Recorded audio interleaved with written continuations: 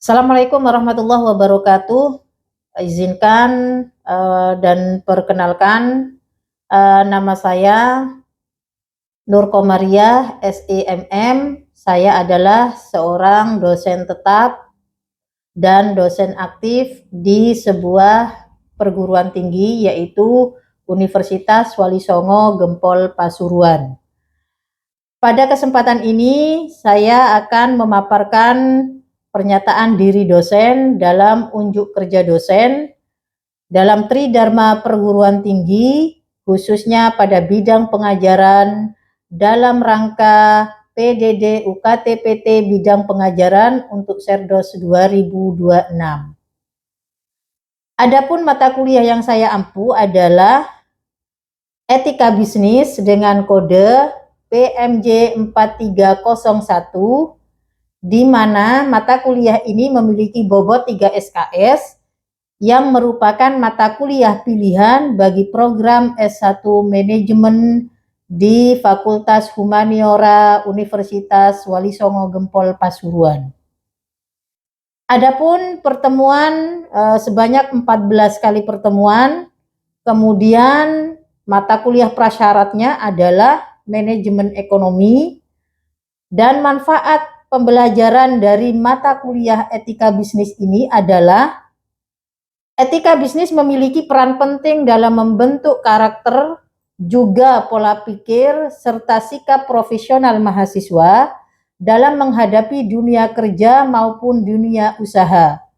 Melalui mata kuliah ini, mahasiswa tidak hanya mempelajari cara memperoleh keuntungan, tetapi juga memahami bagaimana menjalankan aktivitas bisnis secara jujur, adil, bertanggung jawab, dan sesuai dengan norma hukum serta nilai-nilai moral yang berlaku. Etika bisnis juga membantu mengembangkan kemampuan dalam pengambilan keputusan yang tepat ketika menghadapi berbagai dilema dalam bisnis. Mahasiswa juga belajar untuk menghargai hak konsumen, menjaga kepercayaan mitra kerja, serta memahami pentingnya tanggung jawab sosial terhadap masyarakat dan juga lingkungan. Deskripsi mata kuliah etika bisnis adalah memberikan gambaran tentang prinsip-prinsip etika bisnis dan implikasinya pada perilaku individu dan pada lingkungan bisnis itu sendiri.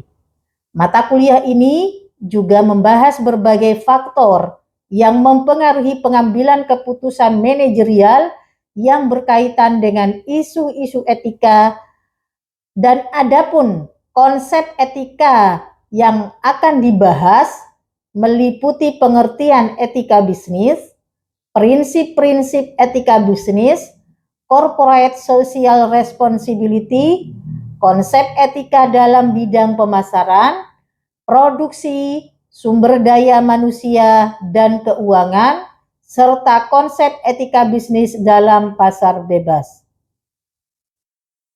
Capaian pembelajaran lulusan atau CPL diharapkan setelah mengikuti perkuliahan manajemen etika bisnis ini, mahasiswa mampu menjelaskan berbagai konsep dan teori serta prinsip-prinsip etika bisnis, dan mampu menerapkan prinsip etika bisnis dalam berbagai macam situasi bisnis dan sosial, serta dapat memberikan solusi pada berbagai dilema etika dalam konteks individu, lingkungan bisnis manajerial, dan bisnis itu sendiri.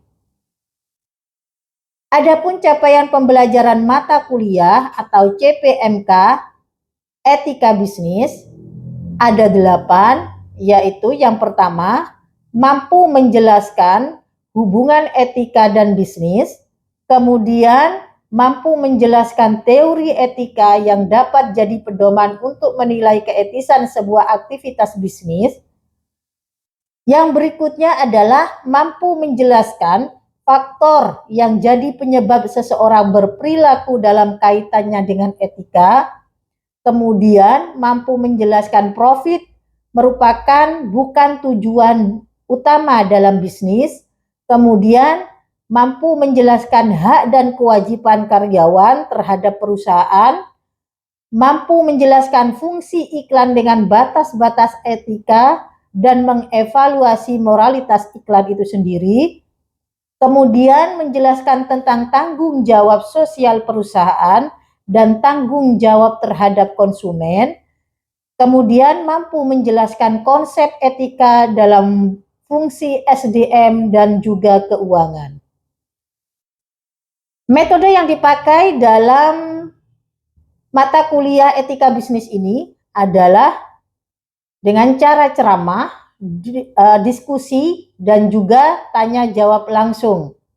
Referensi yang dipakai yang utama adalah dari Panji Ardiansah 2017, Etika Bisnis dari Kuadran.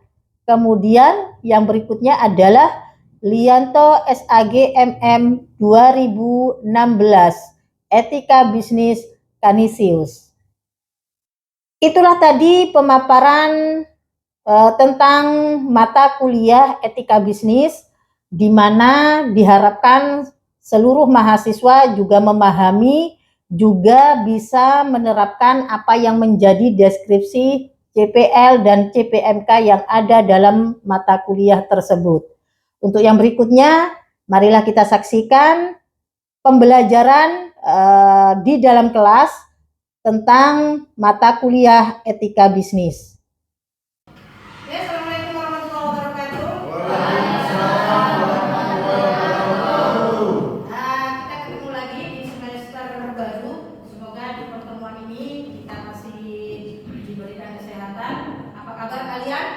Baik. Alhamdulillah. Semoga selalu baik dan semoga masih terjaga motivasinya. Di sini saya Bruno Komaria mengampu mata kuliah etika bisnis. Tapi sebelum masuk ke materi, saya sampaikan dulu kontrak kuliah yang perlu kalian ketahui dalam perkuliahan yang saya ampu. Oke. Mata kuliah etika bisnis itu ada di semester 6. Dari manfaat yang bisa didapat ketika kita mempelajari mata kuliah etika bisnis adalah memiliki manfaat penting bagi mahasiswa, khususnya dalam membentuk pola pikir, kemudian pola pikir yang kritis, bijak, dan bertanggung jawab dalam menghadapi berbagai situasi di dunia kerja maupun di kehidupan sehari-hari. Karena kita tahu bahwa yang namanya etika itu selalu penting untuk menjaga moral dan attitude kita dimanapun kita berada. Siapa yang paham apa itu etika? Nanti saya sampaikan. Kemudian untuk deskripsi mata kuliah itu sendiri adalah membahas tentang konsep etika seperti teori-teori yang berhubungan dengan etika itu sendiri, penerapan etika di lingkungan masyarakat dan bisnis, kemudian mempelajari etika yang berhubungan dengan profesi dan kode etik yang berlaku. Mahasiswa juga diharapkan memahami konsep etika yang berlaku di masyarakat dan lingkungan bisnis. Capaian dalam mata kuliah ini adalah mahasiswa dapat menjelaskan konsep dan teori maupun prinsip-prinsip etika bisnis, menerapkan prinsip-prinsip etika dalam berbagai macam situasi bisnis dan sosial, serta dapat memberikan solusi pada berbagai kasus etika yang ada dalam konteks manajerial dan bisnis. Referensi yang bisa saya berikan adalah satu dari Arjanto dan Agus 2012 tentang etika bisnis bagi pelaku bisnis, cetakan kedua dari Jakarta. Kemudian yang kedua adalah Fahmi Ilham 2014 tentang etika bisnis, teori dan kasus serta solusinya, cetakan kedua dari Bandung. Kemudian yang ketiga adalah Bukhari Alma 2010 tentang kewirausahaan dari Bandung. Penilaian yang akan saya buat sebagai indikator dalam penilaian saya terhadap mahasiswa di semester ini adalah tentang kehadiran saya berikan angka sebesar 50% dari seluruh penilaian. Kemudian sikap dan etika kalian itu adalah tentang bagaimana kalian mengerjakan tugas, kemudian bagaimana kalian cara bersikap di luar kelas ataupun di luar kelas. Itu akan saya berikan nilai sebanyak 10%, kemudian UTS 10% dan UAS 20%. Oke, kita masuk ke materi. Ada yang perlu ditanyakan untuk kontrak kuliah yang sudah saya sampaikan? Bagaimana? Oke, baik, kita lanjut. Pengertian dan konsep etika. Saya mau tanya, ada yang baru untuk Anda? Etika itu apa? Ada yang tahu? Etika. Perilaku. Yang lain? Adab. Kalau bahasa perempuannya itu adalah akhlak. Gitu ya. Adab itu perilaku. Ya, itu adalah etika. Maka konsepnya yang akan saya terangkan ini adalah etika di dalam dunia bisnis dan di dunia lingkungan kita sehari-hari. Pengertian dan konsep etika. Etika bisnis adalah seperangkat standar moral nilai yang memandu perilaku bisnis dan memastikan tanggung jawab sosial. Ini adalah barometer atau pagar untuk kita sebagai pelaku bisnis, bagaimana bisnis kita atau produk kita itu tidak menyalahi aturan secara etika, baik itu secara pemasarannya, SDM-nya atau secara produknya. Bagaimana yang disebut dengan produk yang memenuhi etika itu adalah produk yang sesuai dengan apa yang menjadi anjuran dari produk halal atau BPOM pemerintah. Tentu saja dengan produk yang baik, kemudian yang bersih, juga bermanfaat bagi konsumen yang memproduksi atau memakan atau mengkonsumsi produk kita. Berikutnya adalah definisi etika bisnis. Itu ada prinsip moral. Oke, saya besarkan dulu. Etika bisnis mengacu pada prinsip moral yang memandu tindakan bisnis, memastikan perilaku yang jujur dan adil. Bagaimana sih cara kita itu melakukan sesuatu di dunia bisnis itu, menjual produk kita, memberikan pelayanan terhadap konsumen itu dengan cara yang jujur dan adil. Jujur dari produknya, jujur dari kualitasnya, jujur dari harganya, jujur dari SDM-nya, dan adil secara kepemimpinan baik kita sebagai pelaku di bisnis itu sendiri atau bagi investor ataupun bagi konsumen. Nilai-nilai etika bisnis. Etika bisnis mencakup nilai-nilai seperti integritas, kejujuran, dan tanggung jawab serta transparansi dalam semua kegiatan bisnis. Karena kemarin saya pernah mengikuti yang namanya IRT, itu adalah pelayanan keamanan pangan bagi konsumen tingkat UMKM, di mana salah satu indikatornya yang dinyatakan sebagai produk yang baik itu adalah produk yang memang secara produk itu secara komposisi, kebersihan, kemudian prosesnya itu tercantum dalam kemasan. Jadi intinya konsumen ketika membeli produk kita itu mereka tahu, oh di dalam kemasan produk ini, di dalam produk ini komposisinya apa saja. Kemudian cara pakainya atau cara konsumsinya bagaimana. Konsumen itu tahu ketika sudah baca dan memakai produk kita. Maka itu menjadi salah satu indikator produk UMKM atau produk yang kita keluarkan itu bisa mendapatkan nomor PIRT atau nomor BPOM atau produk halal. Ya, maka kemudian indikatornya adalah itu. Berikutnya adalah pentingnya etika dalam bisnis. Pentingnya etika dalam bisnis itu mengandung kepercayaan. Etika bisnis itu membangun kepercayaan antara bisnis, stakeholder, pelanggan, karyawan, dan investor.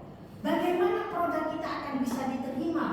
Bagaimana konsumen akan loyal terhadap produk kita kalau kita sendiri sebagai produsen tidak memberikan pelayanan atau produk yang terbaik untuk meminta kepercayaan konsumen terhadap produk kita. Maka kemudian apa yang harus kita lakukan sebagai produsen untuk mendapatkan kepercayaan konsumen? Itu pertanyaannya. Ya. Apa yang harus kita lakukan dulu? Ya itu tadi salah satunya, memberikan produk yang terbaik dengan komposisi yang terbaik, bahan-bahan yang terbaik. Saya ingat mungkin yang dari Pasuruan, saya tidak tahu apakah kalian waktu itu sudah tahu di kisaran 2000 berapa ya? 2015. Dulu itu sempat rame-ramenya yang namanya bakso boraks atau bakso racun tikus, bakso tikus gitu ya. Bakso tikus. Kemudian yang lebih, karena saya asal dari daerah pesisir, waktu itu ramai banget yang namanya program buru sergap gitu ya. Itu salah satunya itu adalah yang diungkit tentang ikan asin berformalin yang kebetulan tempat busernya itu, buru sergapnya itu di daerah Pasuruan. Itu agak ramai waktu itu ya. Apa yang menjadikan ramai? Benar nggak sih ikan asin yang dari Pasuruan yang diproduksi di Pasuruan itu mengandung formalin? Saya ingat betul waktu itu, karena waktu itu saya masih di S2 gitu ya. Saya ditanya tuh, karena memang lagi rame-ramenya,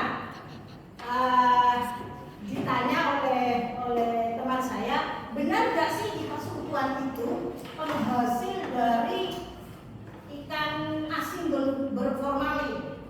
Kebetulan saya juga punya tetangga kan. Ada sebagian yang melakukan. Ada.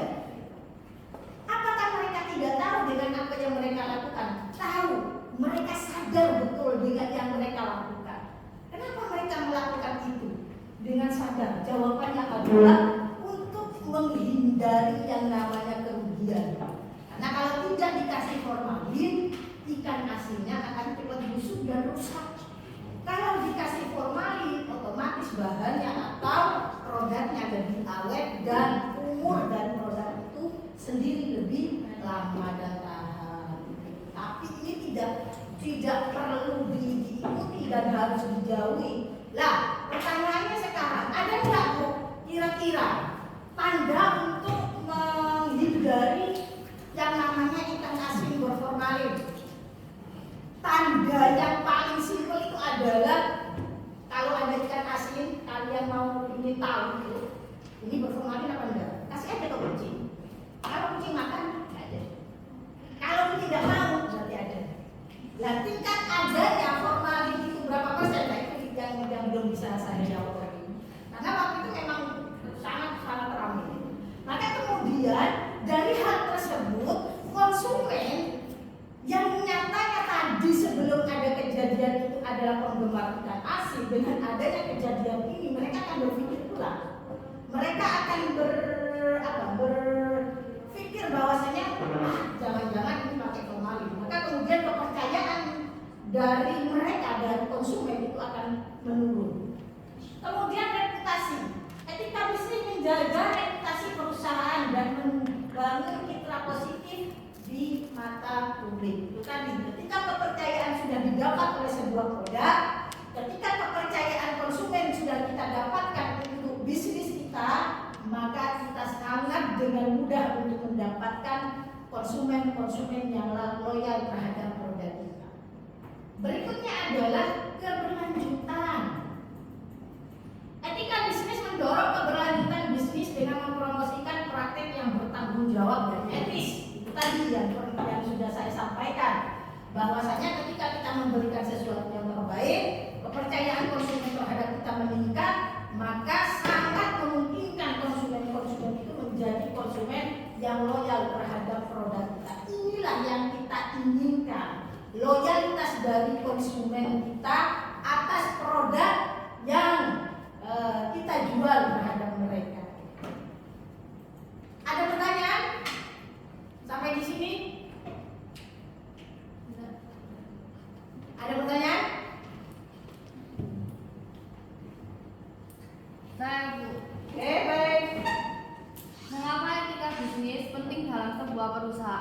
Dan apa saja manfaat yang bisa didapatkan jika perusahaan menerapkan prinsip-prinsip etika dengan baik? Baik. Kenapa sih etika bisnis itu sangat penting? Ya itu tadi yang saya sampaikan. Pentingnya etika bisnis itu untuk menjaga kepercayaan dari konsumen, stakeholder dan juga karyawan. Bagaimana produk kita, bagaimana bisnis kita bisa memberikan sesuatu yang terbaik, pelayanan yang terbaik, produk yang dipercaya, dan produk yang terbaik dalam segi komposisi ataupun produk itu sendiri. Maka kemudian kepercayaan itu bisa kita ambil dari konsumen, dan konsumen pun dengan sukarela memberikan kepercayaan mereka terhadap produk kita. Intinya adalah di situ. Seberapa penting? Penting banget, karena ini mengandung kepercayaan konsumen terhadap produk kita, mengandung kepercayaan dari produsen terhadap pelayanan kita. Kalau produsen atau konsumen sudah dikecewakan atau dia sudah tidak percaya, maka jangan berharap produk kita dan bisnis kita akan bertahan lebih lama di dunia bisnis. Oke, berikutnya saya lanjut.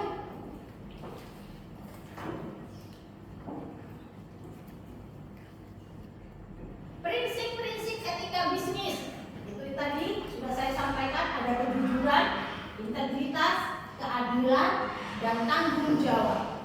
Kejujuran tentu saja yang kita inginkan adalah memberikan sesuatu yang real, yang bersih, yang memang layak dikonsumsi dan layak diterima oleh konsumen dari kita sebagai produsen atau penjual jasa itu tadi.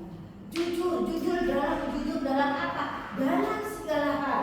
Prosesnya jujur, komposisinya jujur, harganya juga jujur. Jangankan di produk ya, dalam hubungan saja kita butuh kejujuran gitu ya. Nah, artinya kejujuran itu sangat dibutuhkan, apalagi di dunia bisnis ataupun di dunia konsumen dan produsen.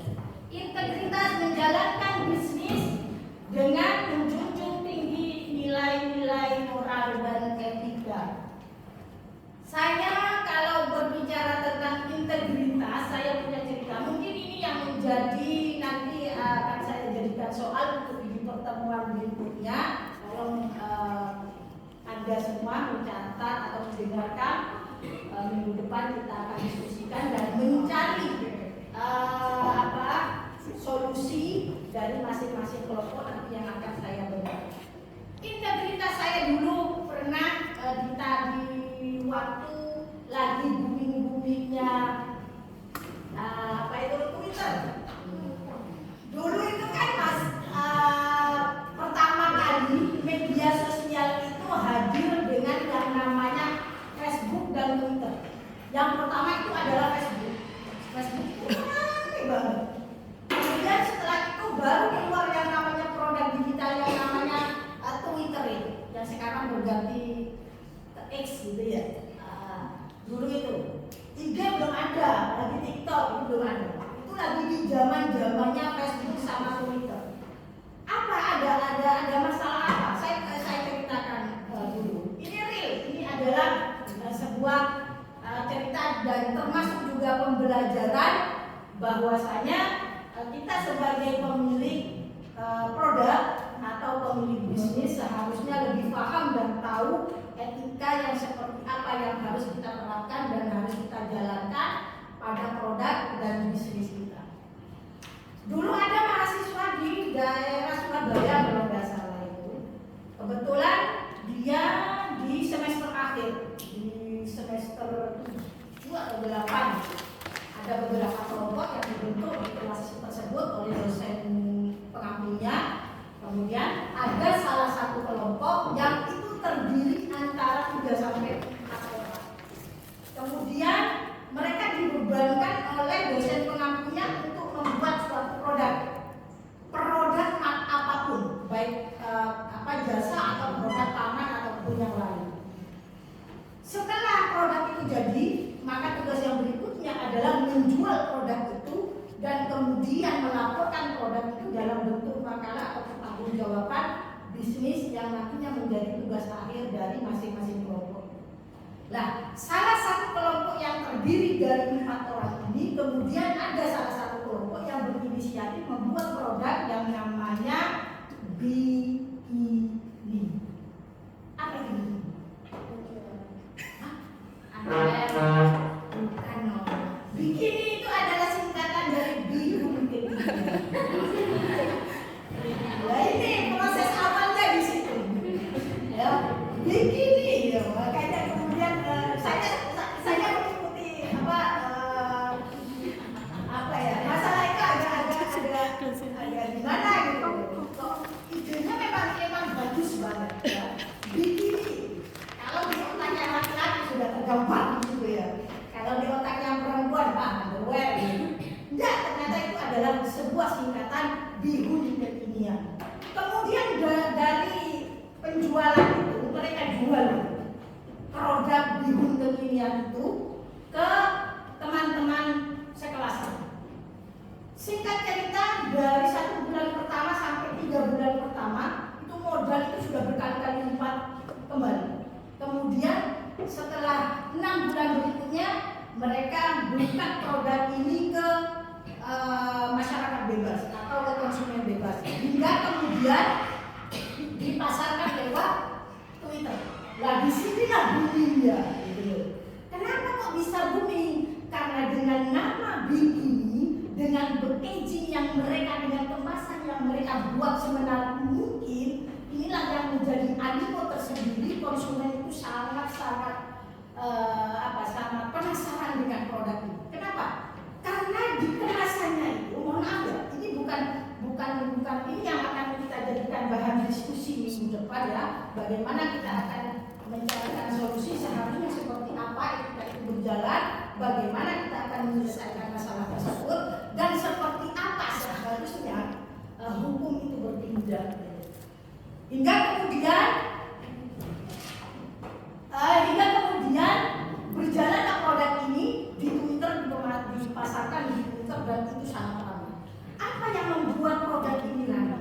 Karena di kemasannya, mohon maaf Sarah, karena di kemasannya itu memang tergambarnya gambar bikini.